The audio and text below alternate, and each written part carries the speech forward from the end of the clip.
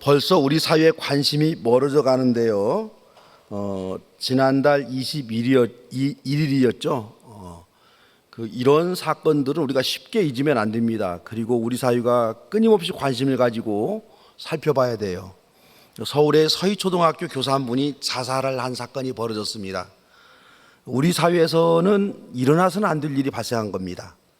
정확하게 확정은 못하지만 학부모의 갑질이 원인으로 그렇게 알려졌습니다. 한 교사의 죽음도 마음이 아프지만 대한민국 교육이 무너져 내리고 있는 현실을 우리는 눈앞에서 목격하고 있습니다. 우리 선조들은요, 스승의 그림자도 밟아서는 안 된다고 자녀들을 교육시켰습니다. 저희 어린 시절만 하더라도 선생님의 감정에 실린 매를 맞고도 집에 가서 말 한마디 할 수가 없었습니다. 선생님의 매는 교육을 위한 체벌이라는 우리 부모님의 굳은 신념이 있었기 때문입니다. 아이들은 때로는 억울하기도 했지만은 선생님을 믿는 부모들의 믿음은 우리의 교육이 제기를 가고 있음을 증거하는 진실이었습니다. 그런데 이제는 부모들이 교사들을 비하하고 우습게 보는 시대가 되었습니다. 자기 아이들을 가르치는 선생님을 우습게 알면서 자기 아이가 바른 길을 가기 원하는 것, 대단히 어리석은 일입니다. 부모가 교사를 무시하면 그 느낌은 그대로 아이들에게 전달되어서 아이가 교사에게서 배우려고 하지 않습니다. 자신의 아이들을 교육시키는 선생님을 돈으로 고용한 노동자로 취급하는 그런 부모들은 자식을 망치고 있는 부모들입니다. 시급히 개혁되어야 할 우리 사회에 대단히 부끄러운 그런 모습입니다. 부패하고 병든 사회를 향해서 교인은 끊임없이 인간다운 인간이 되자라고 외칩니다. 하지만 말만 앞서지 목사와 교인들이 삶의 변화가 없는 현실을 목격하면서 목사로서 더 큰 책임을 느낍니다. 그럼에도 불구하고 교인은 예수의 마음과 인품을 닮아가야 한다, 이런 위침을 멈출 수가 없습니다. 기독교 역사를 살펴보면요, 많은 믿음의 선조들이 격조 높은 인격과 교양을 가지고 살았습니다. 이분들의 인격과 삶을 살펴보면서 왜 우리는 이런 품 있는 삶을 살아가지 못할까, 그런 고민들을 해봅니다. 오늘은 믿음의 후배들에게 대단히 귀감이 된 바나바라는 초대교회 인물을 살펴보면서 함께 은혜를 나누려고 합니다. 믿음의 후배들이 바나바의 격조 높은 성품과 삶을 반만이라도 담는다면 병이 든 우리 사회에 큰 울림을 줄 수 있기 때문이다, 이런 생각에서입니다. 바나바는 레위 지파에 속한 사람이고 본명은 요셉이라는 분입니다. 요셉인 바나바를 이해하기 위해서는 안디옥 교회를 이해해야 합니다. 기독교의 처음 출발은 예루살렘입니다. 예루살렘 성도들은 마가의 집에서 주로 모였습니다. 이들은 오늘날처럼 예쁜 교회당 건물을 따로 건축했던 것이 아닙니다. 예루살렘 마가의 집에 모인 사람들이 최초의 교회이고 이 교회는 유대인들이 대부분인 교회였습니다. 예루살렘 교회에 스데반 집사의 순교를 계기로 큰 박해가 일어났습니다. 사울, 즉 바울을 필두로 해서 유대교인들이 예수를 그리스도로 믿는 유대인들을 마을에서 쫓아내고 잡아서 감옥에 가두고 죽이기까지 하는 모진 박해를 하였습니다. 이때는 로마가 기독교를 박해한 것이 아니에요. 유대인들이 유대 기독교인들을 박해한 겁니다. 이로 인해서 예수를 믿는 유대 기독교인들은 박해를 피해서 이곳저곳으로 도망을 갑니다. 이 사람들 가운데 일부가 시리아의 안디옥이라는 도시로 피신을 갔습니다. 안디옥은 그 당시 인구 50만 정도에 이르는 번창한 도시였습니다. 그 이해를 위해서 우리 지도를 한번 보도록 합니다. 우리 머릿속에 안디옥이 어디에 있는가. 그래서 그 안디옥 저기 있죠? 밑에 예루살렘 있죠? 그러니까 저 밑에 예루살렘에서 박해가 일어나니까 그 박해를 피해서 저 위에 있는 안디옥까지 도망을 간 겁니다. 기독교인들이요. 그래서 이 안디옥이라는 도시는 사람들이 많이 모인 곳이라 상업이 발달했고 마차 경기, 도박 등등으로 유명한 환락의 도시입니다. 이렇게 번영한 도시이기 때문에 예루살렘에서 도망쳐온 유대 기독교인들이 안전하게 숨을 만한 곳이었습니다. 예루살렘에서 도망친 교인들이 안디옥으로 도망가서 거기에서 교회를 세웁니다. 이 안디옥 교회는 비유대인들도 교인으로 받아들였습니다. 많은 비유대인들이 안디옥 교회에서 예수 믿고 성령 충만하게 믿음 생활을 한다, 이런 소식이 예루살렘의 교회까지 들렸습니다. 예루살렘 교회에서는 안디옥으로 요셉이라고 하는 바나바를 파송을 합니다. 안디옥 교회가 올바로 성령이 역사하는 교회인지를 살펴보고 성령의 역사가 있는 교회라면 제대로 된 하나님의 말씀을 가르치는지 이렇게 바나바들을 파송합니다. 그러므로 바나바는 예루살렘 교회가 파송한 안디옥 교회의 초대 목회자였습니다. 우리는 바나바라는 안디옥 교회 초대 목회자의 인물됨, 성품을 살펴봅니다. 첫째로 바나바는요, 인격과 신앙이 비례했고 삶과 예배가 균형을 이루며 살아가는 인물이었습니다. 오늘 본문에 보면 바나바의 인물됨을 짧게 기록해 놓고 있습니다. 24절에 보면 바나바는 착한 사람이요 성령과 믿음이 충만한 사람이었다. 착한 사람이라는 말은 바나바의 인성을 요약해서 한 말입니다. 성령과 믿음이 충만한 사람이었다는 말은 그의 영성을 말하고 있습니다. 바나바는 인격적으로도 성숙해서 다른 사람에게 존경을 받을 만한 인물이었습니다. 또 신앙도 깊이가 있고 성숙한 신앙을 가지고 있는 인물입니다.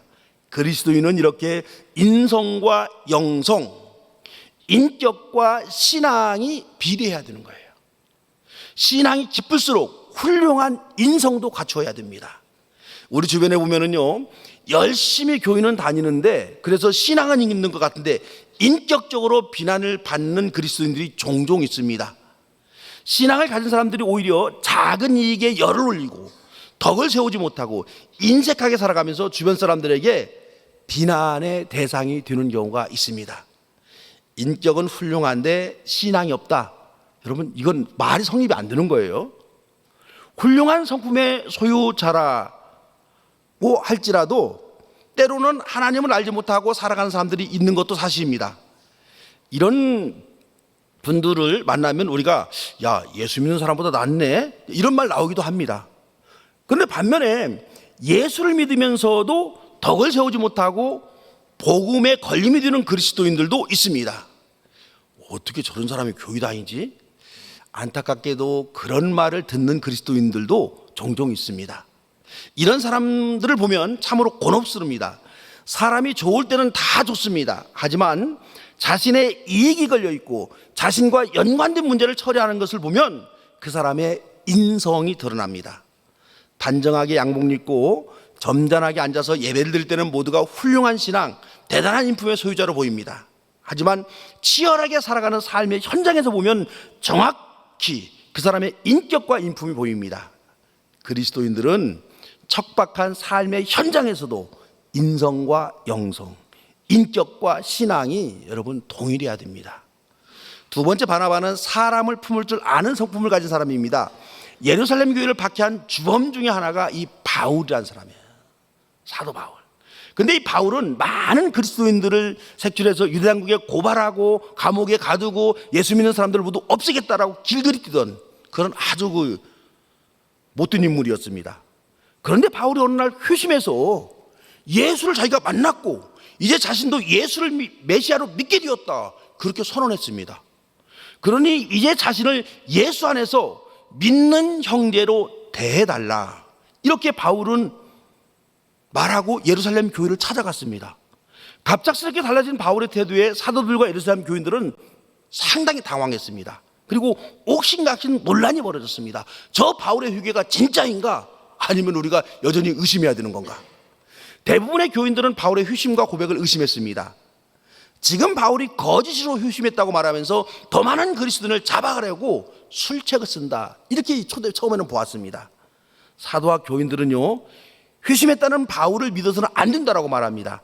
그런데 이 바나바만은 바울을 믿었습니다. 바나바는 바울의 회심을 의심하지 않았고 바울의 진정성을 믿었습니다. 그래서 바나바는 바울을 데리고 사도들에게 가서 바울의 회심 이야기를 들어보도록 그렇게 했습니다. 바울을 예루살렘 교회에서 받아주도록 설득한 사람이 이 바나바입니다. 이렇게 바나바는 사람을 품고 사람을 믿어주는 그런 성품을 가졌습니다. 또 있습니다. 바나바는 바울과 함께 후에 전도 여행을 떠났습니다. 그때 마가라는 지금의 마가복음을 쓰니 그 사람도 바나바, 바울과 함께 선교 여행에 동행했습니다. 1차 선교 여행에 동행한 겁니다. 그런데 이 마가는요, 그 당시 젊은 청년이었기 때문에 선교지에서의 고생을 참지 못하고 그만 중도에서 선교를 포기해버립니다. 마가는 일행과 떨어져서 중간에서 안디옥으로 다시 돌아왔습니다. 1차 전도여행이 끝나고 다시 2차 전도여행을 시작을 할 때 바울과 바나바가 충돌합니다. 바나바는 1차 전도여행에서 중도에 포기한 마가를 데리고 가자 그리 말합니다. 하지만 바울은 한 번 실패한 마가와는 다시는 함께 선교여행을 떠날 수 없다 주장합니다. 두 사람은 이 의견을 좁히지 못하고 충돌해버립니다. 바나바는 원래 바울과 함께 다시 2차 선교여행을 떠나기로 했지만은 이 마가를 포기할 수가 없었습니다. 그래서 바나바는 바울과 헤어져서 마가를 데리고 따로 2차 선교여행을 떠납니다. 이런 바나바의 배려로 인해서 초기 사역에 실패했던 마가는 훌륭한 신앙인으로 성장을 합니다. 후에 마가는 많은 사도들을 만나서 예수님 이야기를 듣고 예수님의 생애를 글로 정리합니다. 오늘날 저와 여러분이 예수님을 글로 만날 수 있는 마가복음이 바로 이 마가에 의해서 쓰여진 성경입니다. 그러므로 우리는 이 마가복음을 읽을 때마다 예수님 이야기를 글로 남겨서 우리로 하여금 생생히 예수님을 만날 수 있도록 한 이 마가에게 대단히 고마워해야 됩니다. 하지만 실패한 마가를 품은 바나바에게도 참으로 우리가 감사해야 합니다. 바나바가 한 번 선교여행에 실패한 마가를 끝까지 품고 신앙으로 성장할 수 있도록 도와주었기에 이 마가복음이라는 위대한 작품이 탄생할 수가 있었습니다. 그리스도인은요, 다른 사람의 꼴을 좀 볼 수 있어야 합니다. 저와 여러분이 만나는 사람은 모두가 장점과 약점이 있습니다. 저와 여러분이 만나고 있는 사람 중에 그 어떤 사람도 장점만 있는 사람은 없습니다. 이와는 달리 그 어떤 사람도 약점만 있는 사람은 없습니다. 그 사람의 어떤 점을 보면서 함께 살아갈 것인가 하는 문제는요, 그 사람 문제가 아니라 내 문제예요, 내 문제. 그리스도인들은 사람을 좀 믿어주고 사람을 좀 품어주고 사람을 좀 격려해 줄 수 있어야 되는 겁니다. 옛말에요, 머리털이 검은 짐승은 도와주지 말라 이런 말이 나왔어요. 참 슬픈 말이죠. 오죽해야 이런 말이 나왔겠습니까? 머리털이 검은 짐승이다, 사람을 말하는 거죠. 사람을 도와주다가 도와준 그 사람에게서 배신을 당하고 섭섭한 일을 당해본 경험이 있는 옛사람들이 그런 말을 만들어낸 것 같습니다. 저도 제가 도와준 사람에게 오히려 모욕을 당하고 섭섭한 꼴을 당한 경우가 한두 번이 아닙니다. 이걸 잘하는 어떤 후배들은 저한테 목사님 이제 그만 사람 믿으세요 그러는 거예요. 그래도 저는 아직까지도 사람이 좋습니다. 저는 그런 일을 당할 때마다 이런 생각을 해봅니다. 나도 내가 알지 못하는 사이에 나를 도와준 사람을 섭섭하게 한 적이 분명히 있을 것이다. 있을 것이다. 저와 여러분도 예수님을 십자가에 못 박은 적이 분명히 있습니다. 예수님은 3년 동안 동고동락하며 하늘의 비밀을 가르쳐준 제자들에게 배신당했습니다. 가룟 유다는 물론 모든 제자들도 예수님이 잡히자 주랭랑을 쳤습니다. 하지만 부활하신 예수님은 자신을 배신한 그 제자들을 찾아가서 그들을 품고 그들에게 다시 하나님의 사역을 맡깁니다. 저와 여러분이 예수님을 많이 실망시켰지만 예수님은 여전히 저와 여러분을 품어주십니다. 그리고 예수님은 여전히 저와 여러분에게 기대를 가지고 계세요. 그렇다면 저와 여러분도요, 사람을 좀 품고 사람을 좀 믿고 사람의 꼴을 좀 볼 줄 아는 그런 성숙함이 여러분 있어야 됩니다. 우리도 바나바와 같이 사람을 품는 그리스도인으로 그렇게 살아갈 수 있어야 합니다. 세 번째, 바나바는요, 함께 일할 줄 아는 신앙인, 함께 살아갈 줄 아는 그리스도인이었습니다. 바나바가 안디옥 교회 목회자로 파송받아서 안디옥 교회에 목회했습니다. 이때 바나바는요, 바울의 고향 다소라는 곳으로 바울을 찾아갑니다. 바울은 휴심에서 기독교로 개종한 후에 예루살렘을 떠나서 고향 다소로 돌아가서 조용히 살고 있었습니다. 아마도 바울은 유대교에서 기독교로 개종했지만 여전히 어색해서 예루살렘 교회 안에서 머물지 못했을 것입니다. 더구나 바울에게 박해를 받은 경험이 있는 교인들은 바울에게 여전히 마음 주기를 꺼려했을 것입니다. 스데반을 죽이는데 그 중심에 있었던 바울이 회개하고 복음을 받아들였다고는 하지만은 죽은 스데반을 생각할 때마다 예루살렘 교인들은 바울이 미웠을 겁니다. 미움이란 감정은 의지적이 아니라 그냥 자연스럽게 생기는 겁니다. 이런저런 이유로 바울은 예루살렘 교회를 떠나서 다소라는 자기 고향으로 돌아가 살고 있었습니다. 다행히 바울의 고향 다소는요, 안디옥에서 가까운 거리에 있습니다. 바나바는 이런 바울을 찾아갔습니다. 그리고 안디옥 교회에서 자신과 함께 목회할 것을 요청을 했습니다. 다른 사람과 함께 목회하고 가르치고 교회를 지도한다는 것 결코 쉬운 일이 아닙니다. 자신을 최대한 낮출 줄 알고 양보할 줄 알고 시기와 질투에서 자유한 사람만이 함께 동역할 수가 있습니다. 바나바는 자신 혼자서도 얼마든지 안디옥 교회에서 목회할 수 있었지만 일부러 바울을 찾아가서 바울에게 함께 동역할 것을 요청을 합니다. 이렇게 바나바와 바울이 함께 동역하는 안디옥 교회는 훌륭한 교회로 성장합니다. 예루살렘 교회는 최초의 교회라는 상징성이 있었지만은요, 안디옥 교회는 복음을 널리 전파한 선교 교회가 되었습니다. 안디옥 교회 출신의 많은 목회자들과 교사들과 선교사들이 복음을 전하는 일에 제일 많이 앞장섰습니다. 그 중심에는요, 주의 일을 독점하지 아니하고 동역할 줄 아는 바나바가 있었습니다. 바울이라는 위대한 전도자는 이렇게 바나바의 요청으로 처음 목회 사역을 출발하게 된 겁니다. 저는 이 목사가 되어서야 이 바울을 안디옥 교회에 초대해서 함께 동역한 바나바가 얼마나 큰 신앙의 인물인가, 이게 목사가 되어서야 알게 되었습니다. 신앙의 세계에서는요, 세움을 받는 인물보다는 세워주는 인물이 더 큰 인물입니다. 바나바는 바울을 세워줬습니다. 사도행전 앞부분에 보면은요, 두 사람의 이름이 나올 때 꼭 이렇게 나옵니다. 바나바, 바울. 꼭 그렇게 기록되어 있어요. 근데 사도행전 뒤편으로 가면은요, 어떻게 나오냐면 바울과 바나바 이렇게 표현이 바뀝니다. 우리가 생각 없이 지나칠 수 있는 표현이지만은 깊이 숙고할 필요가 있는 표현입니다. 이 표현은 바나바가 바울을 세워주고 있다, 그 사실을 말하고 있습니다. 세상에서는요, 이름이 앞에 들어가느냐 뒤에 들어가느냐 큰 관심을 둡니다.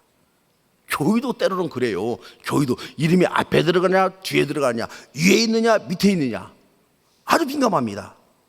예수님이 그렇게 나자지라고 말하고 섬김의 본을 보였지만 예수님은 예수님이고, 예수님의 제자들은 지금도 자리 다툼, 이름 다툼에 혈안이 되어 있습니다. 세상에서나 교회에서나 이렇게 자리 다툼에 욕심을 내면 함께 일할 수가 없습니다. 함께 일을 하려면 서로가 서로를 세워줘야 됩니다. 내 동료를 나보다 높여줘야 됩니다.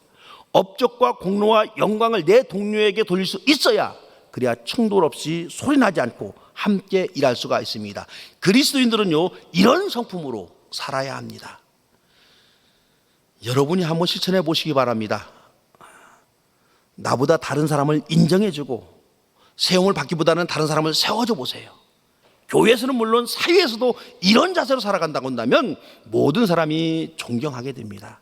바나바는 세워주는 사람이었습니다. 그래서 바나바는 교회사의 신앙의 영웅으로 그렇게 남아 있습니다.